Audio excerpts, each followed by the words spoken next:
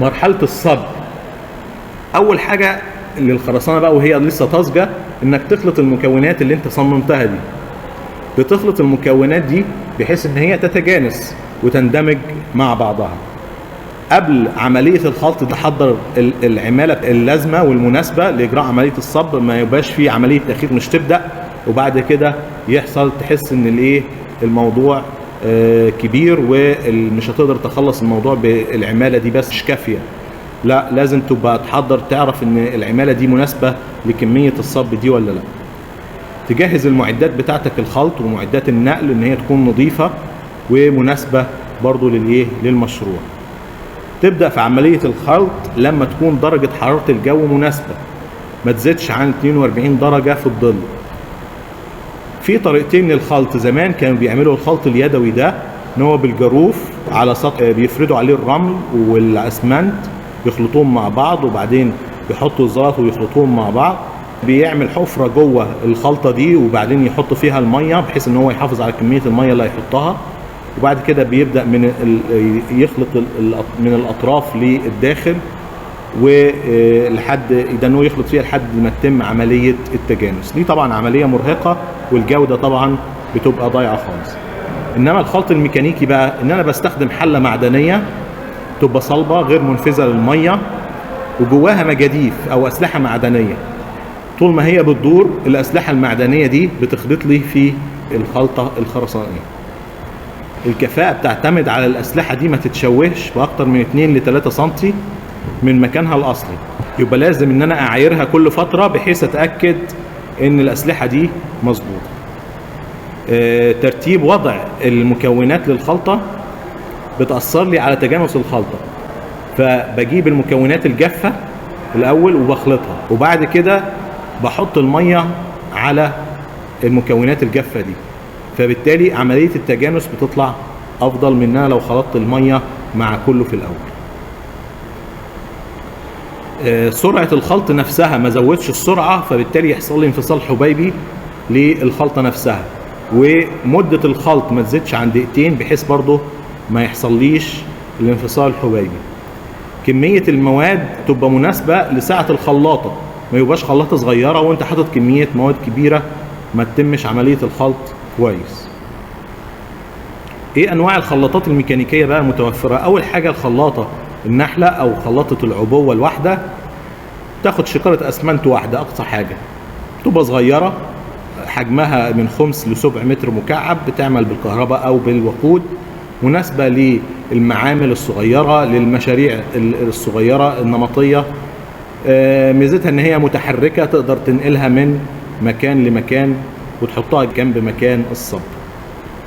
بتغذي تحط المكونات بتاعتها باوعيه سواء كانت يدويا او بجاروف لودر، وهي بتبدا تدور حوالين محورها. ممكن المحور ده يبقى راسي، ممكن يبقى افقي، ممكن تميلها وتفرغ منها الخرسانه بعد عمليه بعد عمليه الخلط دي بسهوله، تحطها في الوعاء بتاعك او البراويطه او تعمل منحدر معدني والخرسانه دي تتزحلق عليه. تاني نوع من الخلاطات الميكانيكيه هي الخلاطات المستمره الكونتينوس ميكسر. دي عباره عن ايه؟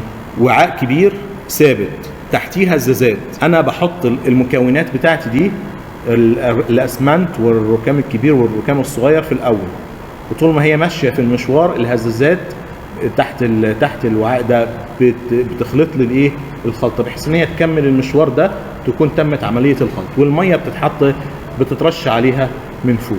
يبقى انا عندي تانك الميه بيرش لي الميه على المكونات الجافه اللي داخلالي من اول المشوار دي، تخلص المشوار دي يبقى خلصت عمليه الخلط بتاعتي، تخلط الخرسانه طازجه من الاخر.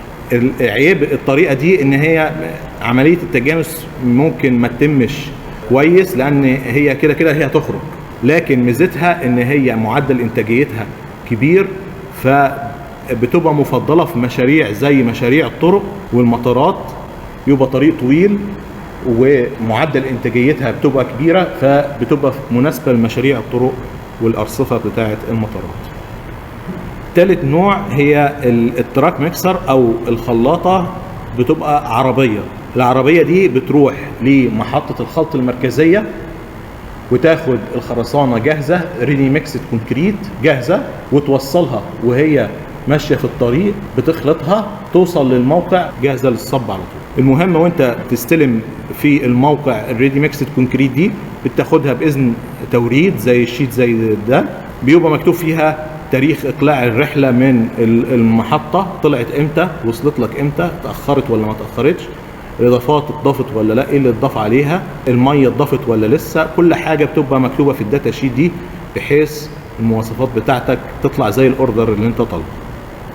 هي توفر في المجهود وبتوفر في الوقت وبتوفر ساعات في التكلفه اذا كانت المشاريع دي كبيره، وبتضمن جوده الخرسانه بتكون احسن، وكمان بتوفر لي اماكن تشوين المواد دي في الموقع.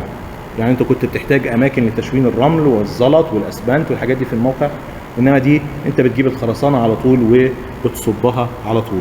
الخلط بيتم اثناء النقل، بيحطوا المواد دي في الخلاطه، تبدا الرحله وهي ماشيه بتبدا تخلط. خلط بيبقى اتجاه دوران الحله ده في اتجاه، طول ما هي ماشيه بتدور في الاتجاه ده بتخلط، لما توصل الموقع بنعكس اتجاه الدوران ده فتبدا الخرسانه تخرج لي من الحله بتاعتي، يبقى اتجاه التقليب عكس اتجاه التفريغ. طبعا لازم احط اضافات لتاخير الشك عشان احافظ على الخواص ما تشكش جوه جوه العربيه، وتمنع حدوث انفصال الحبيبي نتيجه الخلط الكتير ده اثناء النقل. دي كلها بتحتاج اضافات زي ما اتكلمنا عنها قبل كده.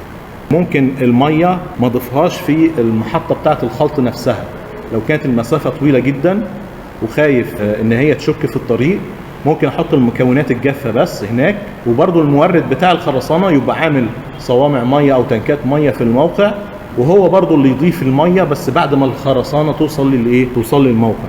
فبالتالي بسميها سنترال ميكسد كونكريت، نتيجه ان الميه الخرسانه ما جاتليش جاهزه، ناقصه الميه دي. الحاجات دي كلها بتضاف بالكمبيوتر، بالوزن، فالدقه بتاعتها بتبقى عاليه والجوده بتاعتها بتبقى عاليه جدا. الترك دي بعد ما تفضي لازم ان انا اغسلها على طول، بحيث ان لو في اي خرسانه فاضله عندي في الترك ان هي تنزل لما تعبي خرسانه جديده.